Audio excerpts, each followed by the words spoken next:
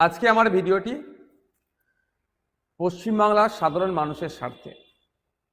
পশ্চিমবাংলার ভোটারদের ভোট নিয়ে পশ্চিমবাংলা বিধানসভায় 294 জন বিধায়ক পৌঁছান। তার মধ্যে কেউ স্পিকার হন, কেউ ডেপুটি স্পিকার হন, কেউ ক্যাবিনেটের মিনিস্টার হয়, কেউ বিরোধী দলের লিডার অফ অপোজিশন হয়, বা আমাদের মতো সাধারণ বিধায়ক হিসাবে আমরা যাই। কিন্তু আমরা সেখানে গিয়ে আমাদের পারফরমেন্স কি, আমরা কি আমাদের নির্বাচনী ক্ষেত্রের জন্য বলছি, আমাদের নির্বাচনী ক্ষেত্রের সমস্যাগুলি কি কি, সেইগুলো কি আমরা উত্থাপন করছি?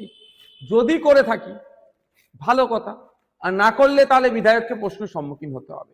এই প্রশ্নের সম্মুখীন কিভাবে আপনারা করবেন বা বিধায়করা কিভাবে হবে, যদি সাধারণ মানুষই না জানতে পারে, তাদের বিধায়ক পশ্চিমবাংলা বিধানসভাতে গিয়ে যেখানে আইন তৈরি হয়, যেখানে আইনের সংশোধনী হয়, যেখানে কোশ্চেন উত্তরের পর্ব থাকে, যেখানে মেনশন পর্ব থাকে, যেখানে 0 আওয়ার বলে একটা সময় থাকে, সেই এতে এইগুলো ইউটিলাইজ করছে কি করছে না, না মাসের শেষে 1,21,000 সামথিং টাকা নিয়ে বাড়ি চলে আসছে, এটা তো দেখা দরকার।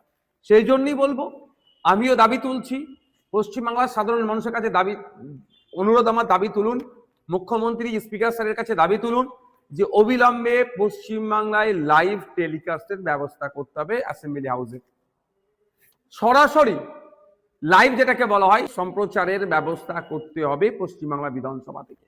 আপনারা পশ্চিমবাংলার কেউ ভাঙড়, ক্যানিং, মন্দিরবাজার, বারাবণী, বিনপুর, পুরুলিয়া, দার্জিলিং, পশ্চিমবাংলার যে কোনো প্রান্তের মানুষ দেখতে পাবেন তার বিধায়ক আইনসভার মধ্যে গিয়ে তাদের জন্য কি বলছেন, রাজ্যের জন্য কি বলছেন, রাজ্যবাসীর জন্য কি বলছেন, বাংলাকে এগিয়ে নিয়ে যাওয়ার জন্য কি কি প্রস্তাব রাখছেন বা কি আলোচনায় অংশগ্রহণ করছেন দেখতে পাবেন।